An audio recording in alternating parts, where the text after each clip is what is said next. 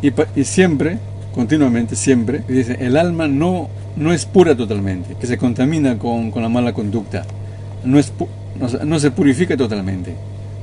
A pesar que uno se arrepiente, el alma queda manchada. Y dice, no va a quedar el alma o el recuerdo de la persona, es como si nunca hubiera hecho algo malo. Va a quedar ya con esa memoria, lo que antes hablamos, ya que esa memoria nunca se olvida. Tanto en uno mismo, en su conciencia, como en el tribunal celestial, una mala conducta no se olvida. Aunque uno se arrepiente, entonces queda lo que se llama ahí la mancha, queda el borrón. Entonces dice, sino después de que la persona purifique a su corazón, así como una persona puede hacer con un vestido sucio, lo lava una vez, otra vez, mientras más lo lave, la mancha desaparece más. Significa que no basta con...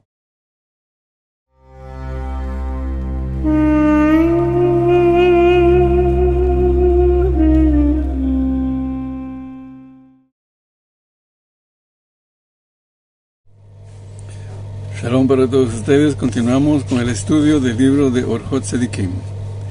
Estamos en el capítulo que nos habla acerca de la vuelta al buen camino, lo que se puede traducir como el arrepentimiento. Y estamos aquí en lo que dice el autor de este libro, que hay 7 cosas que la persona debe tener presente para que su arrepentimiento sea completo.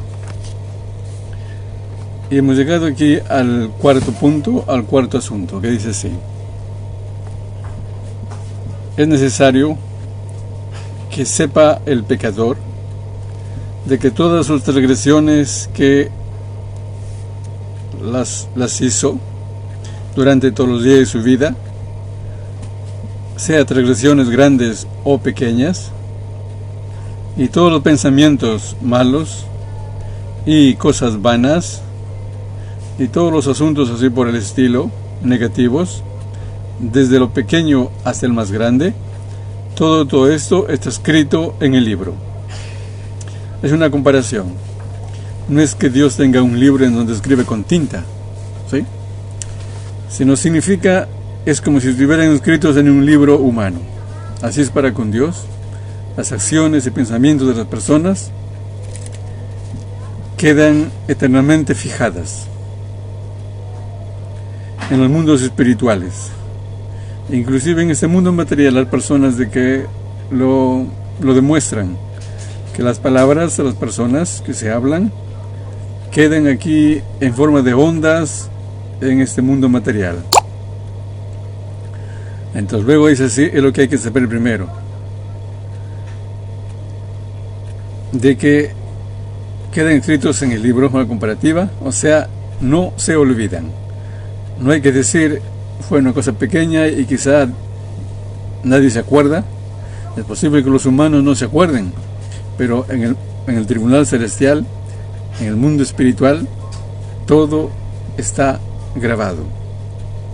Luego dice, y no hay olvido delante del nombre elevado. O sea, delante de Dios no hay olvido. Así como está escrito en Números, no en Números, sino en Deuteronomio, capítulo 32, versículo 34, que dice así: ¿acaso ello no está guardado conmigo? ¿No está sellado en mis tesoros? Es una comparación, que está guardado junto a Dios, y está sellado en los tesoros de Dios. Significa de que no hay olvido. Y además dice en el libro de Job, en el capítulo 37, versículo 7, en mano de toda persona es firmado. ¿Para qué? Para que conozcan todos los hombres sus obras de él. También es una comparación, o sea, todas las acciones de la persona quedan firmados, así como si fuera con una firma, ¿sí? ¿Y esto para qué? Para que cada persona conozca las obras de él. Ya hablamos así varias veces. Eso es lo que nos relatan algunas personas que han regresado de una muerte, lo que se llama, han sufrido una muerte clínica. La gran mayoría nos cuentan de que ellos viven toda su vida. No es que pasa como una película, sino la viven, la sienten. ¿Sí? Esa vivencia, inclusive desde el momento que han nacido, desde un día de nacidos, hasta el momento en que se han muerto, viven todo segundo de su vida. Hay personas que relatan que inclusive cuando fueron niños de 3 o 4 años, las cosas malas que hicieron, ellos lo sienten y se duelen, por eso cuando lo viven, esas vivencias. Inclusive hay personas así que no son religiosas, son lo que se llama ateos, también viven estas vivencias cuando se mueren y regresan a este mundo y nos cuentan. Había un cazador español de que últimamente, entonces alguien lo ha entrevistado y él cuenta cuando se murió, vivió toda su vida y dentro de estas vivencias estaba lo que él cazaba animales. Cazaba animales como un deporte en España. Y él sentía el dolor de los animales. O sea que cuando el alma sale del cuerpo, el alma ya no está limitada por el cuerpo ni está limitada por los sentidos. Entonces el alma siente más allá de lo material. Entonces esa alma que vive su vivencia cuando fue cazador, sentía no solamente el bien y el mal de él, sino también sentía el dolor de los animales. Cuando los cazaba, cuando los mataba.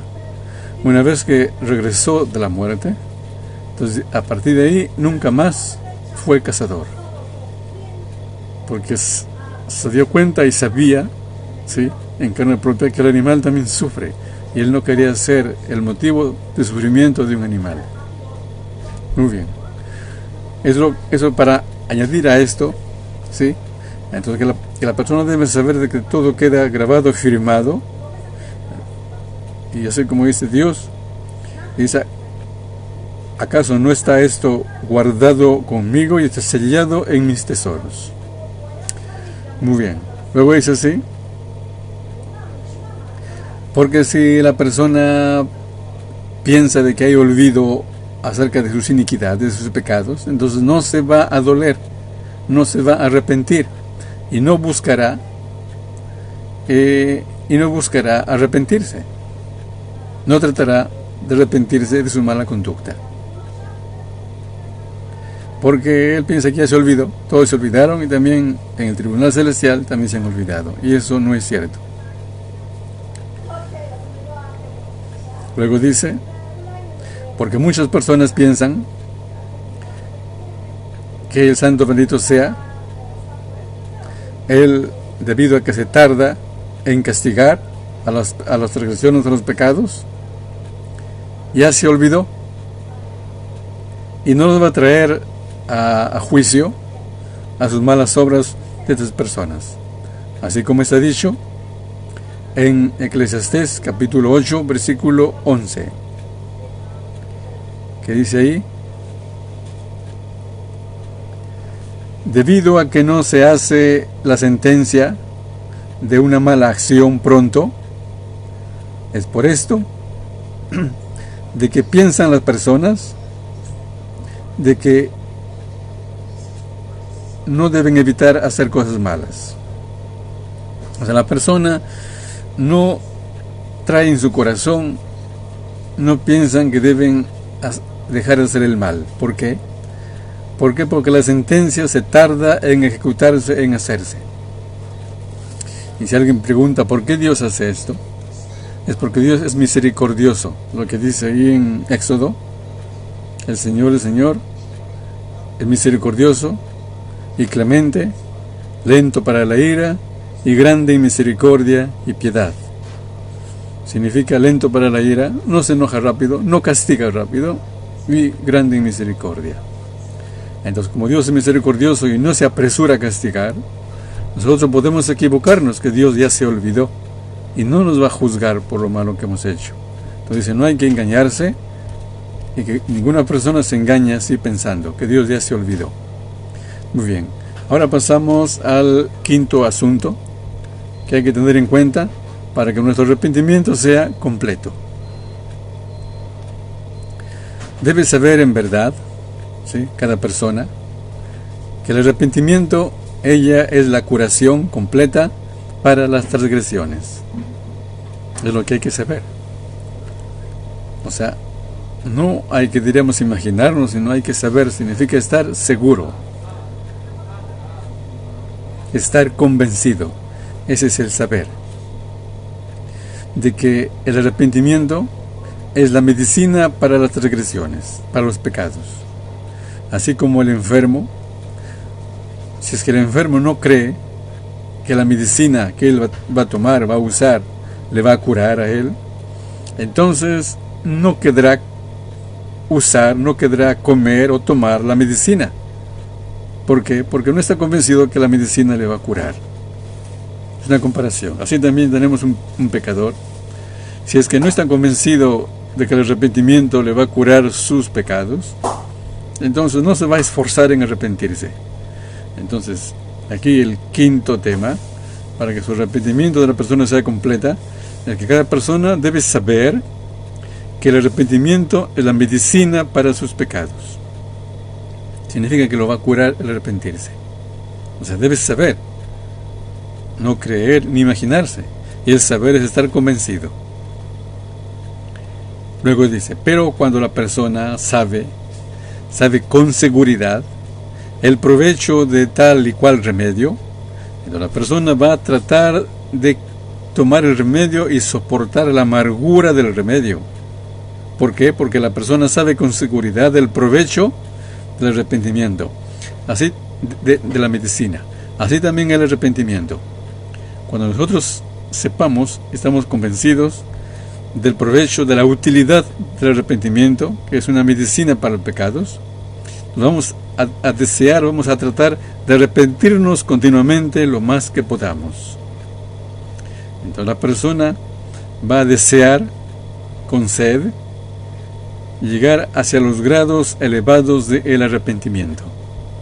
¿Por qué? Porque hay varios grados de arrepentimiento. Hay un arrepentimiento sencillo, parcial. Hay un arrepentimiento que sea momentáneo. Hay lo que se llama aquí, como él dice, el autor, un arrepentimiento completo. Es aquel arrepentimiento que la persona lo hace y ya no lo transgrede más, la prohibición que ha hecho.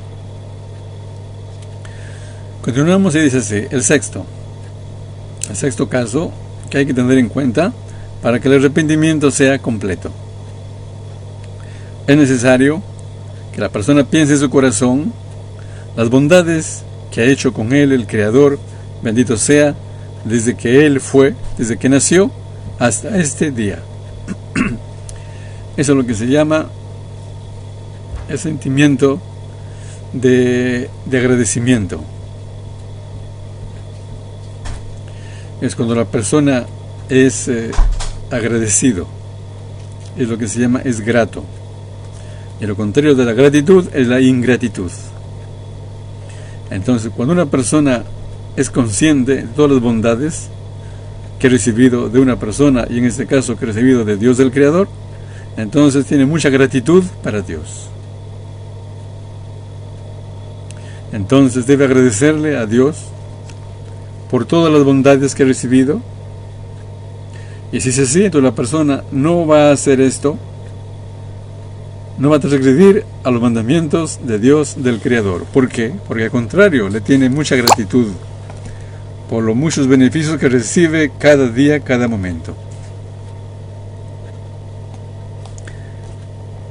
Además, la persona debe tratar de sopesar, balancear, pesarlo en balanza, una comparación, al castigo de la transgresión, ¿sí?, al castigo que va a recibir por la transgresión, con respecto a la dulzura del goce del pecado.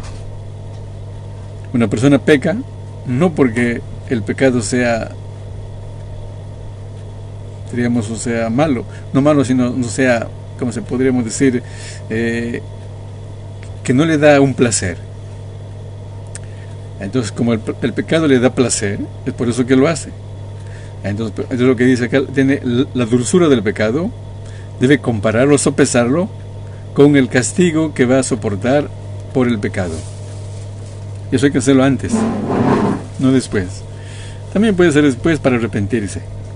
Luego dice también debe sopesar, balancear, medir el pago que hay con respecto a un mandamiento y con respecto al sufrimiento en este mundo para cumplir un mandamiento.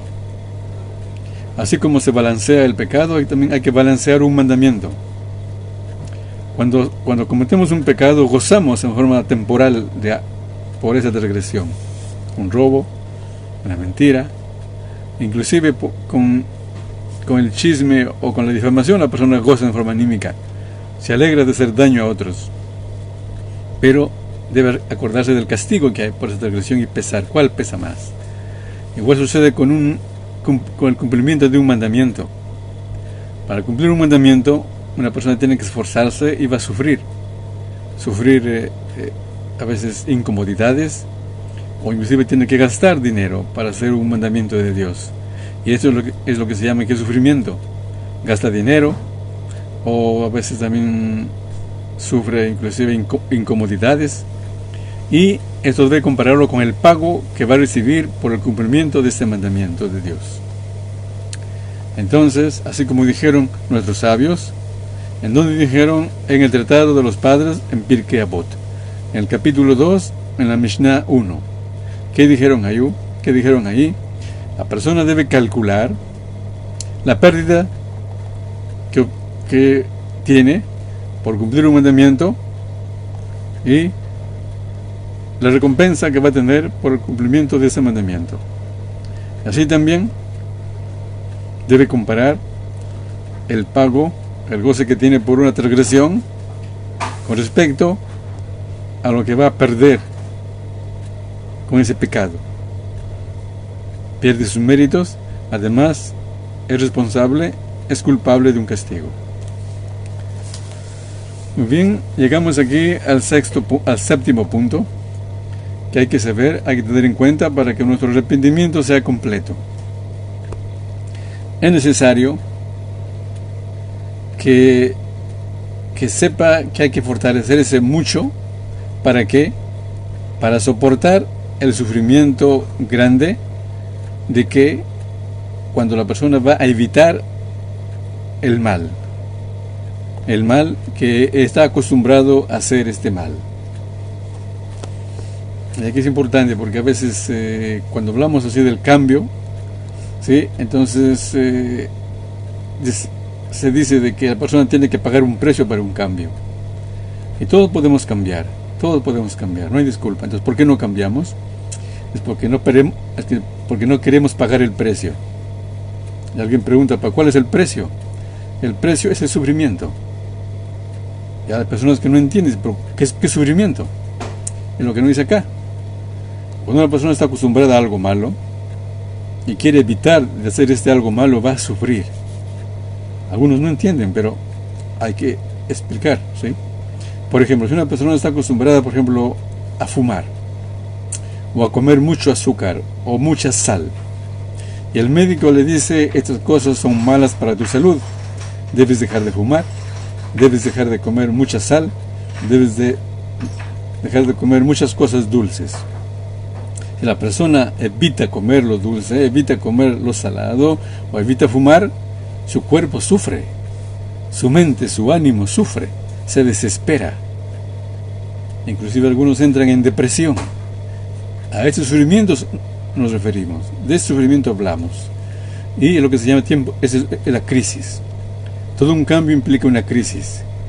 Y si nosotros entramos en el cambio, entramos en la crisis, en el sufrimiento, en el dolor, en la desesperación. Y como no queremos sufrir, volvemos atrás. Seguimos haciendo lo malo, seguimos fumando, seguimos comiendo cosas dulces en cantidad, seguimos comiendo cosas saladas en cantidad, seguimos comiendo cosas picantes en cantidad, y el hígado con el tiempo se enferma, y así por el estilo. Entonces, así también para una mala conducta. Una mala conducta con respecto aquí al comportamiento de las cualidades que estamos hablando, como el orgullo, o por ejemplo la vergüenza, o la mentira, o la adulación que hemos tratado recientemente, o el chisme, o la difamación. Cuando una persona se acostumbra a estas conductas malas, inclusive goza de esa acción mala, y quiere dejar de hacer estas conductas malas, va a sufrir. Y si la persona no quiere sufrir, vuelve atrás, vuelve a hacer el mal, y se queda ahí. Entonces acá dice, hay que saber, esa persona debe saber de que debe fortalecerse mucho para soportar el sufrimiento grande que va a tener cuando va a tratar de evitar el mal del cual está acostumbrado, de una mala conducta. Dice, porque esto es una cosa simple, es muy simple. Toda transgresión que la persona está acostumbrada a ella todos sus días, y la persona ya es como si fuera permitido para él. Él no se duele al hacer una mala conducta, al contrario, goza. Entonces, es muy difícil para esta persona apartarse de esta mala conducta, dejar esta mala conducta. Y es por eso que es necesario que la persona se fortalezca mucho y se aleje mucho de esta mala conducta a la cual está acostumbrada. Luego dice, es necesario una gran aceptación con todo su corazón y con toda su alma para que evite el mal comportamiento y se aparte de estas malas costumbres de su corazón, de su pensamiento, ¿sí? Así como él está mal acostumbrado.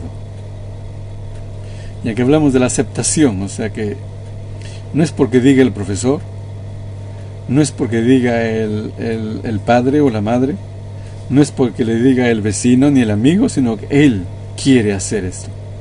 Cuando lleguemos a esta aceptación profunda en el corazón, de que yo quiero dejar esto malo, quiero dejar la mala conducta, entonces voy a ser capaz de soportar la crisis del cambio. Crisis significa el sufrimiento anímico o inclusive físico de este cambio. Luego dice así, y la persona entonces, cuando llega a este punto, acepta dejar lo malo, entonces debe asquear lo malo y debe despreciar, debe repudiar de su corazón todas las cosas malas, todas las conductas malas. Así como está dicho en Joel, en el profeta de Joel, en el capítulo 2, versículo 13, que dice ahí, rompan vuestros corazones y no vuestras vestiduras. Hay personas que como demostración de duelo se rompe la ropa. Eso también está bien.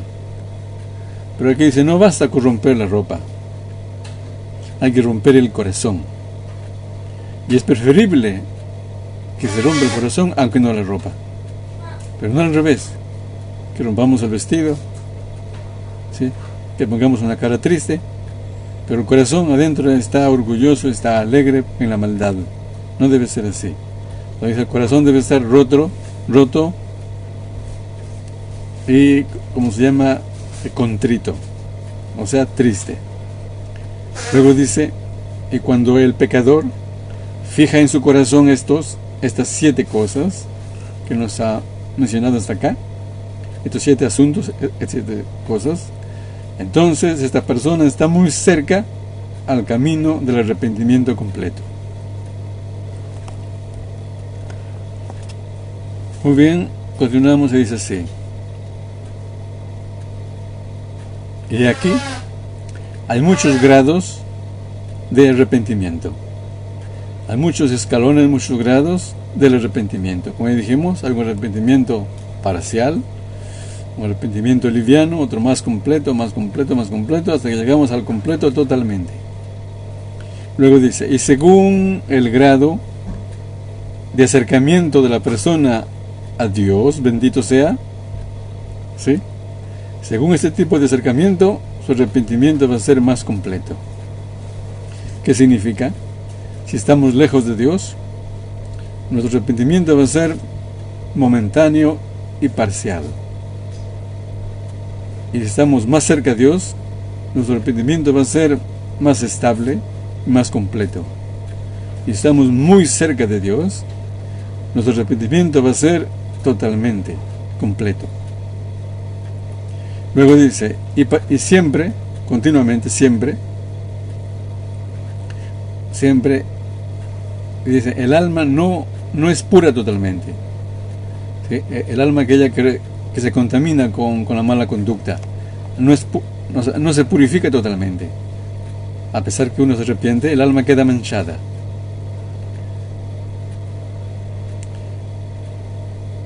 Dice, no va a quedar el alma o el recuerdo de la persona, es como si nunca hubiera hecho algo malo. Va a quedar ya con esa memoria, lo que antes hablemos, ya que esa memoria nunca se olvida, tanto en uno mismo, en su conciencia, como en el tribunal celestial. Una mala conducta no se olvida. Aunque uno se arrepiente, entonces queda lo que se llama ahí la mancha, queda el borrón. Entonces dice, sino después de que la persona purifique a su corazón, así como una persona puede hacer con un vestido sucio, lo lava una vez, otra vez, mientras más lo lave, la mancha desaparece más. Significa que no basta con arrepentirse una sola vez. Hay que arrepentirse continuamente por un pecado. Alguien puede decir, pero ya me arrepentí. Pero como acá dice, si es que lo siente todavía algo, es una mancha. Entonces debe seguir arrepintiéndose cada vez más hasta que la mancha quede casi desaparecida. Y puede ser el caso que una persona tenga un nivel muy alto, de que basta con una vez de arrepentirse, su alma queda limpia totalmente. Eso es posible. Pero la gran mayoría de personas tenemos que arrepentirnos varias veces. Acá es así como un vestido que se lava varias veces para que la mancha cada vez desaparezca más.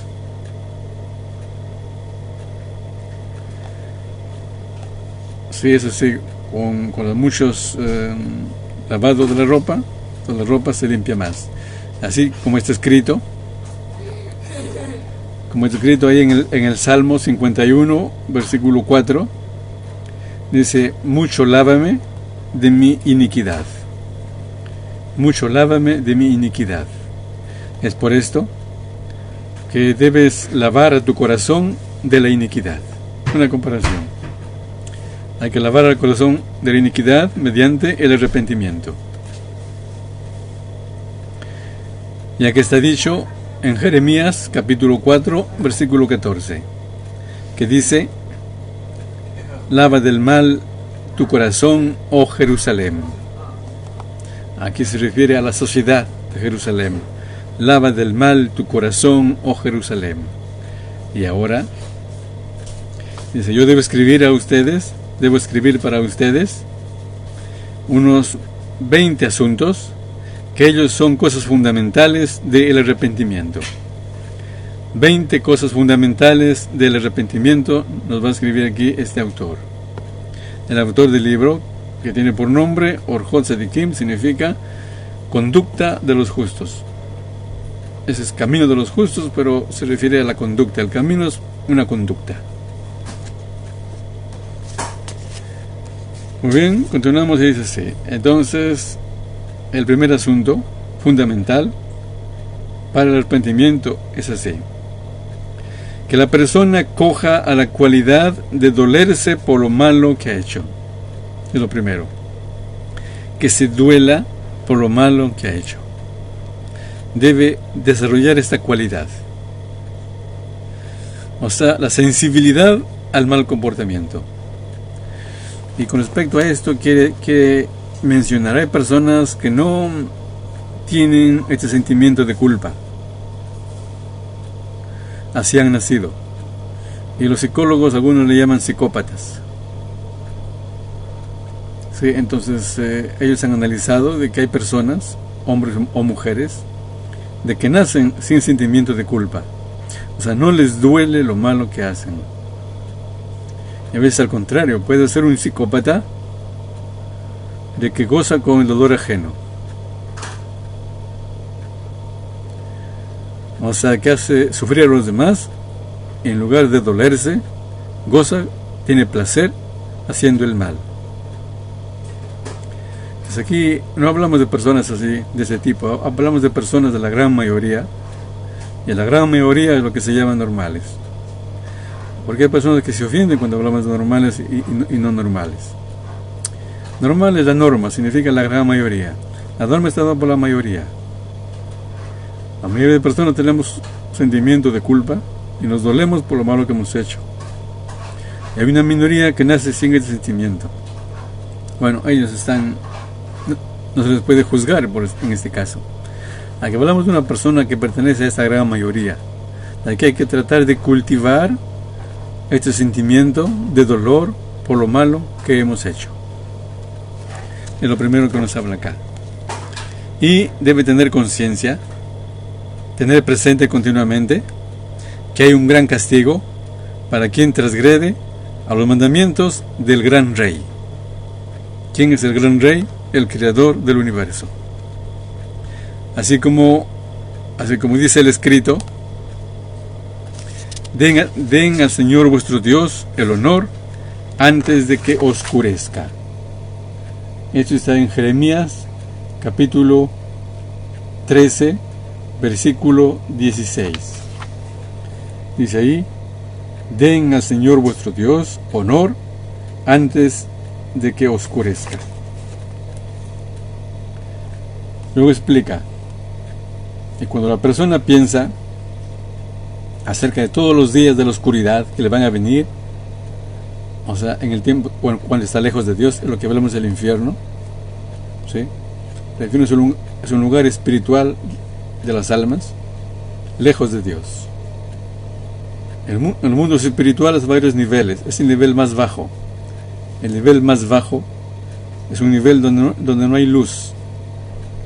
Y como estamos lejos de Dios en ese lugar, la persona vive en oscuridad y sufre. Es el infierno. Mientras más sube a otro nivel espiritual, el mundo de las almas, se acerca a la luz. Mientras más se acerca a la luz, más está tranquilo y tiene un placer indescriptible. Es lo que se llama gozar del brillo de la presencia divina. Entonces, lo que nos dice acá, la persona debe saber, si se porta mal, que va a tener días muy oscuros. Toda persona que peca en el Dios de Jacob, en el Dios de Israel, transgrede los mandamientos, va a estar en oscuridad.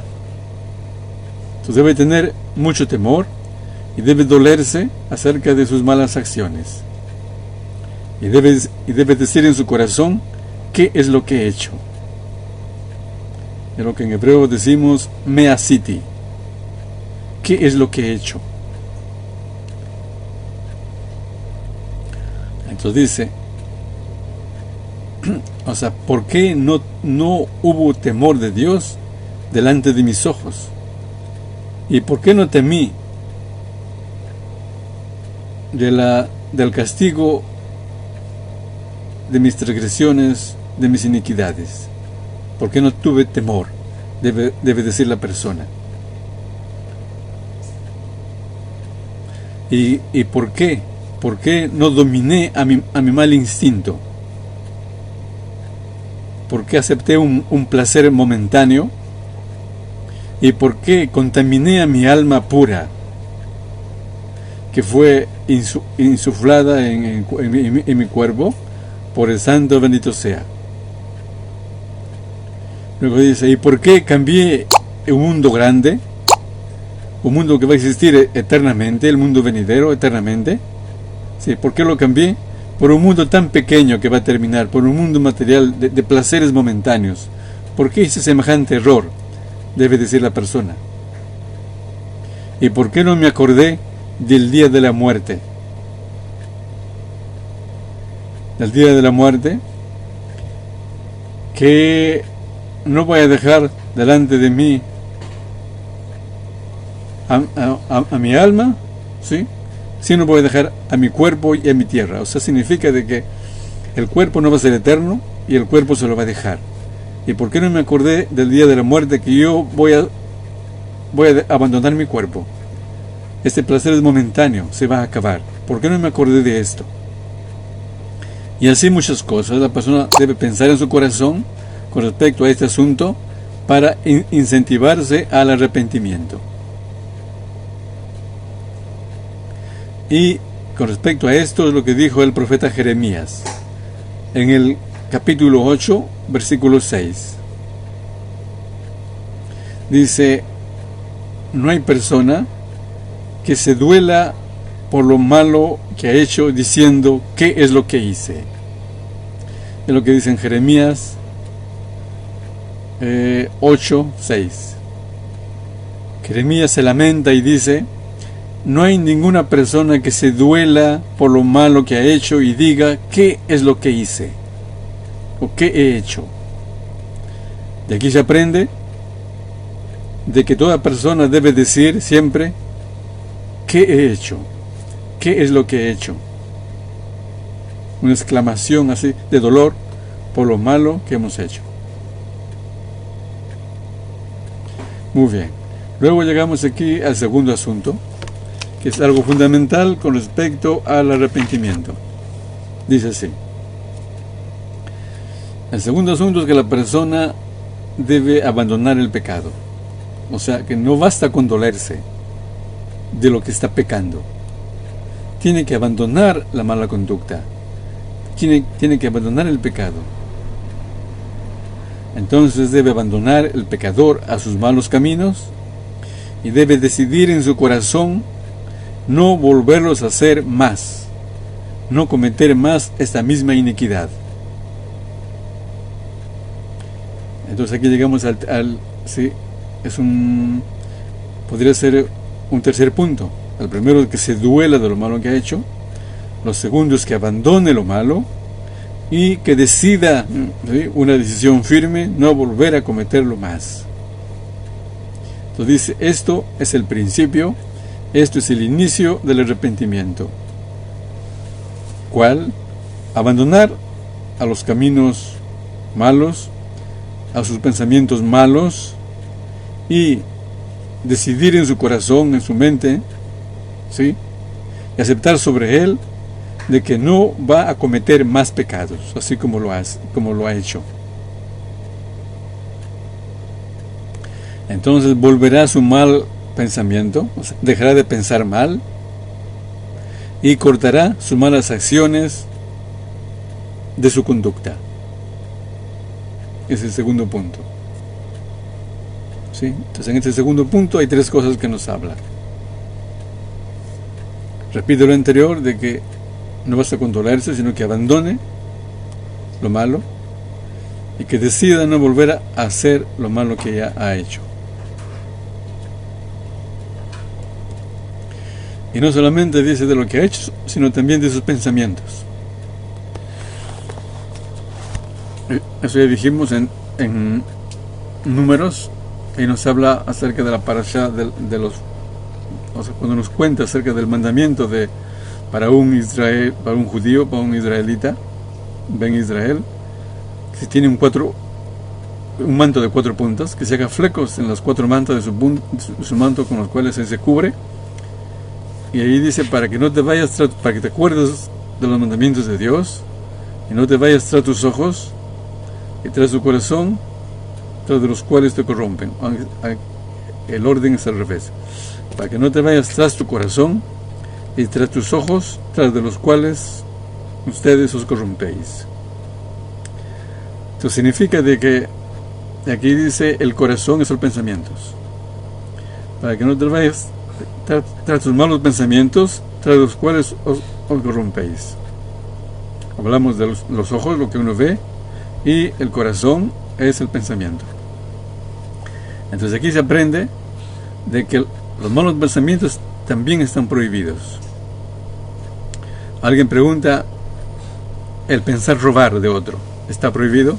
Claro que está prohibido. No es un robo, pero es una prohibición. Hay una prohibición, no matarás. El pensar matar a otro, asesinar a otro, está prohibido. Hay lo que se llama el adulterio. Está prohibido. Pensar adulterar está prohibido. O sea, toda aquella persona que piensa un pecado, no se le considera pecador por el pecado que piensa. Por ejemplo, aquel que piensa robar no es un ladrón. Aquel que piensa asesinar no es un asesino.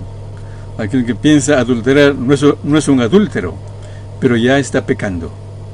Es un pecado general de pensar cosas pecaminosas. ¿Sí? Eso acá dice, inclusive de estos pensamientos malos, la persona tenemos que arrepentirnos de dejar de pensar cosas malas, porque hay un error. Decimos, lo importante o lo negativo es la acción.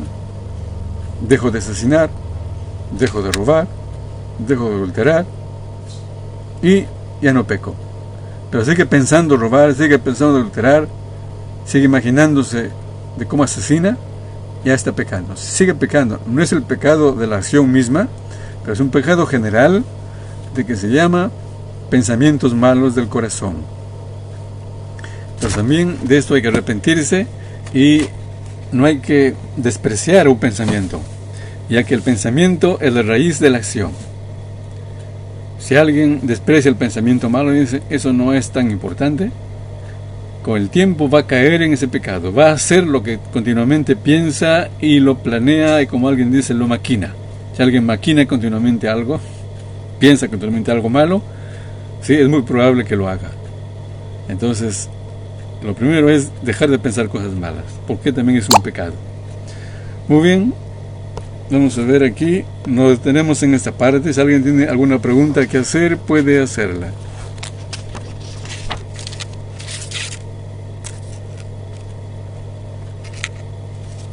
Y antes que me olvide, la semana que viene, el día domingo por la noche, es un Yom Tov, es un día festivo de Sukkot. Entonces no podré estudiar con ustedes. Y también la otra semana que viene también es la noche del día octavo después de Sukkot, día festivo también, no podré estudiar con ustedes. Entonces sería de aquí a la tercera semana. Muy bien, entonces les deseo a todos ustedes que Dios les bendiga y les guarde y que tengan una buena semana. Shalom, shalom.